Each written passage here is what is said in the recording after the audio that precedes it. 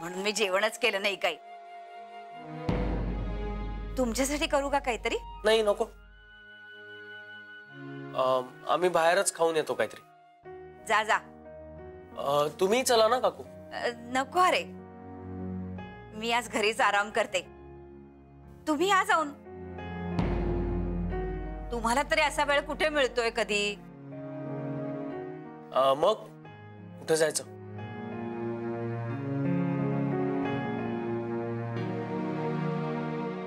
बाहेर खाऊन येऊया काहीतरी.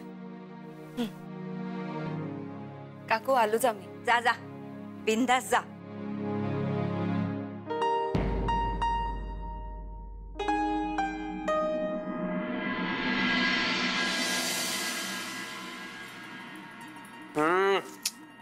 अरे अगं अदिती, अरे काय चाललंय?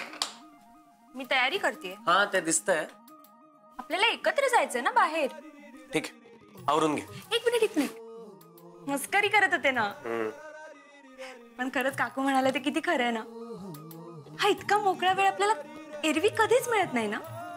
म्हणून तर मी तुला लगेच म्हणालो बाहेर जाऊन. तर आता आटप पटपट. हो झालं. काका आणि अण्णा याच्या आधी जाऊन यायचंय परत. चल.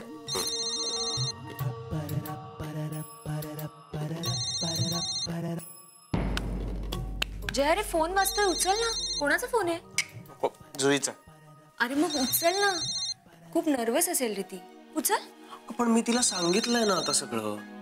हो, पण आज जे काही घडलं त्यामुळे तिला असं वाटणं साहजिक आहे ना. खूप टेन्शन आलं असेल तिला.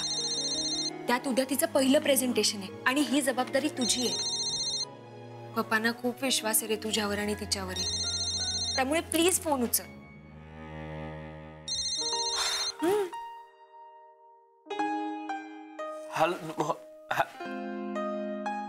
कट झाला बघ, कट झालाय. मी तिच्याशी बोलतो नंतर. चल आता आपण निघूया.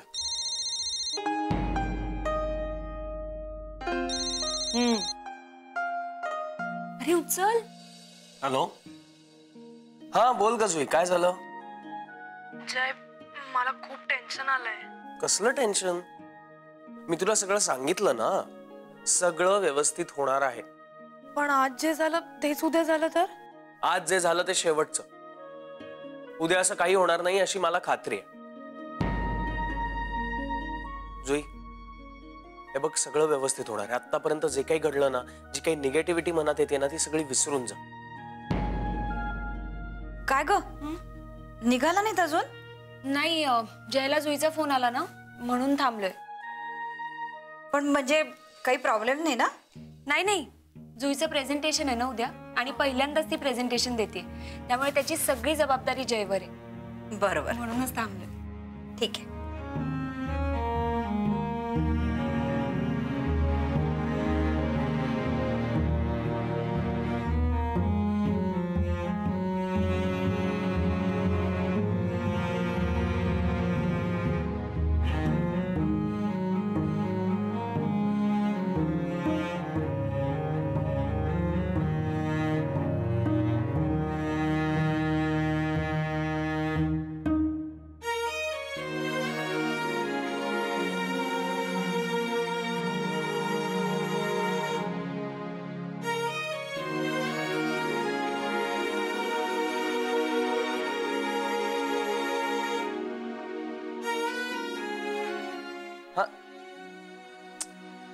जुई, तुझा प्रॉब्लेम काय माहितीये? तू खूप विचार करतेस. आता कधी कधी विचार करणं आपल्या फायद्याचं असतं. पण काही वेळेला काय होतं, जास्त विचार केला ना की आपल्यालाच ते उलट त्रास देत, जसं तुला आत्ता देत. त्यामुळे प्लीज जास्त विचार करू नकोस. सगळं व्यवस्थित होईल. हो,